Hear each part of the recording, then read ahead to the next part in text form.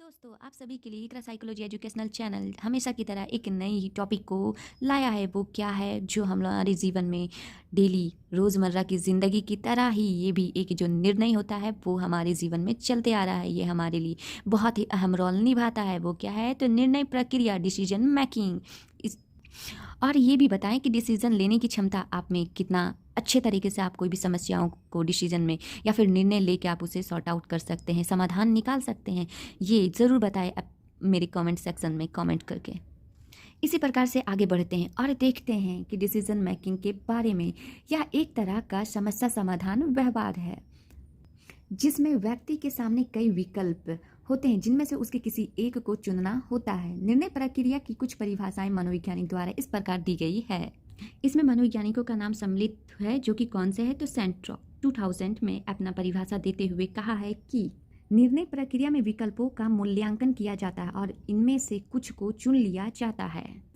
इस जो decision making में और बहुत सारे मनोवैज्ञानिकों ने अपना योगदान देते हुए कहा है कि तो दूसरा मनोविज्ञान कौन कौन है इसमें सम्मिलित, तो वो देखेंगे। मॉर्गन, किंग, वाइज एंड स्कॉपलर 1986 में अपना परिभाषा देते हुए कहा है क्या? तो इसमें एक और है जो मनोवैज्ञानिक सम्मिलित है, वो कौन से है? तो मैटलिन ने भी अपना परिभाषा 1953 में दिया है।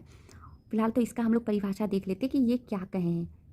इन्होंने भी अपना परिभाषा देते हुए कहा है यह एक तरह का समस्या समाधान है जिसमें हम लोगों को कई विकल्प दिए जाते हैं जिसमें हम लोग को चुनना होता है कोई भी एक विकल्प को।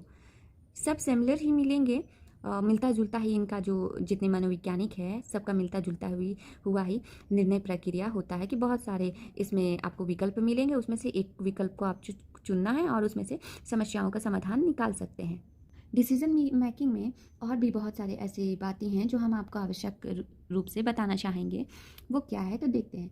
यहाँ हम कहा गया है निर्णय प्रक्रिया में अनिश्चित घटनाओं की संभावनाओं से संबंधित पसंदगी सम्मिलित होती है। निर्णय प्रक्रिया वैसी परिस्थिति में होती है जिसमें हम लोग भविष्य के बारे में पूर्वकथन या अनुमान लगाते हैं, दो या दो से अधिक विकल्पों के बीच चुनते हैं या सम्मिलित सबूतों के आधार पर उसकी बारंबारता मतलब बार बार के बारे में अनुमान लगाते हैं और उस जो निर्णय प्रक्रिया है उसको एक निर्णय पे लाकर हम लोग छोड़ते हैं कि कोई भी प्रॉब्लम आ जाए, जैसे कि हम लोग ड्राइव कर रहे हैं या फिर हम लोग पढ़ रहे हैं और पढ़ते दौरान लाइट अचानक से कट गया हो, तो हम लोग ये सोचेंगे, सबसे पहले निर्णय लेंगे कि अरे वो लाइट मेरे ही यहाँ नहीं है कटा है, वो सबकी पूरा मोहल्ले का लाइट कट गया है। या फिर ये देखेंगे कि उस टाइम ये कि क्या बोलते हैं या फ्यूज उड़ गया हो।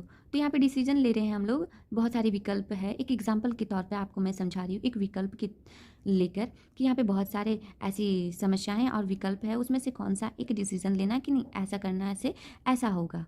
तो इसी प्रकार से और आगे बढ़ते हैं और देखते हैं डिसीजन मेकिंग में और भी बहुत सारी चीज़ें जुड़ी होती है।